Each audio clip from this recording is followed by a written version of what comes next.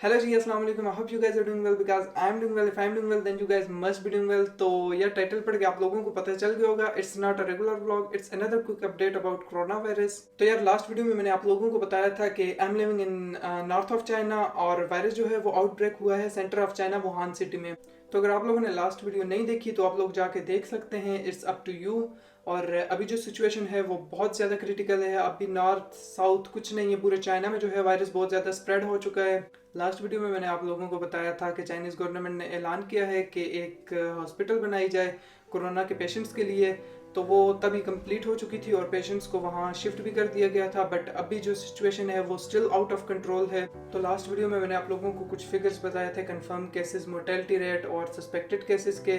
But अभी वो जो फिगर्स हैं वो अभी 3 टाइम्स इंक्रीज हो चुके हैं। लास्ट वीडियो में मैंने आप लोगों को बताया था कि सस्पेक्टेड केसेस जो हैं वो 7000 हैं। अभी जो है सस्पेक्टेड केसेस वो 27,000 प्लस हो चुके हैं और कंफर्म केसेस जो थे तब जो थे वो थे 4,000 प्लस, और अभी जो है कंफर्म केसेस वो हैं 34,000 प्लस, 34,500। और जो पेशेंट रिकवर किए गए हैं वो हैं 2,000 प्लस। और मोर्टेलिटी रेट लास्ट वीडियो में मैंने आप लोगों को बताया था 108 था, बट अभी जो मोर्टेलिटी रेट है वो है 723। अभी जो मैंने आप लोगों को फिगर्स बताए हैं ये अकॉर्डिंग टू चाइनीज ऑफिशियल्स हैं। According to new leaks mortality rate just pass the mark of 28,000 और कंफर्म केसेस जो हैं वो 155 के प्लस हैं। तो ये जो फिगर्स थे ये टीसेंट ने पोस्ट किए थे, बट इसके कुछ टाइम के बाद उन्होंने अपनी स्टेटमेंट दी जिसमें उन्होंने कहा कि ये फिगर्स हमसे एक्सीडेंटली पोस्ट हुए हैं, but who knows behind the scene there is someone sitting and trying to tell us the real numbers. और अगर हमारे प्रोविंस की बात की जाए तो हमारे प्रोविंस में अभी तक 79 कंफर्म केसेस हैं, जिनमें से 25 हमारे सिटी शनियांग में हैं। हमें बताया जा रहा है कि we are still safe, but हमें जो है यहाँ पे आइसोलेट किया हुआ है, हमें अपने डोम से बाहर जाने की परमिशन नहीं है। और ग्रोसरीज वगैरह जो है वो भी काफ़ी मुश्किल से मिलती हैं और बहुत ज़्यादा महंगी हो चुकी हैं। और हमारे सिटी शनियांग और वुहान के बीच 18 to 2000 किलोमीटर्स का डिफरेंस है।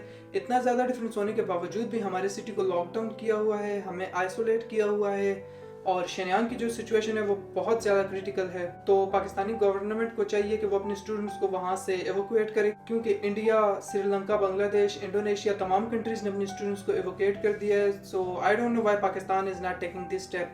तो आई डोंट नो हमारी गवर्नमेंट को ये बात क्यों नहीं समझ आ रही कि सिचुएशन क्रिटिकल है, तभी तो बाकी कंट्रीज ने अपने स्टूडेंट्स को वहाँ से एवोकुएट किया है।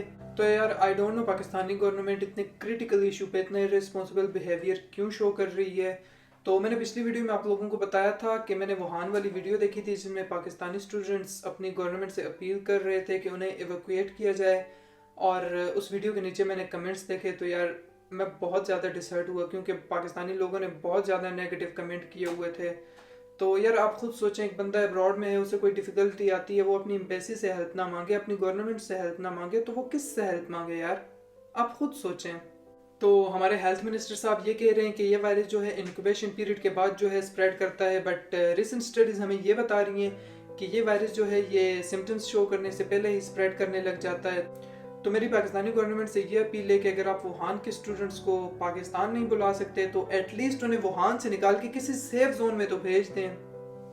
तो यार जितना हो सकता है हमारे लिए दुआ करें और इस वीडियो को शेयर करें। अब मैं इंशाल्लाह ताला आप लोगों से मिलूंगा नेक्स्ट वीडियो में, तब तक के लिए बाय बाय, अल्लाह हाफिज़।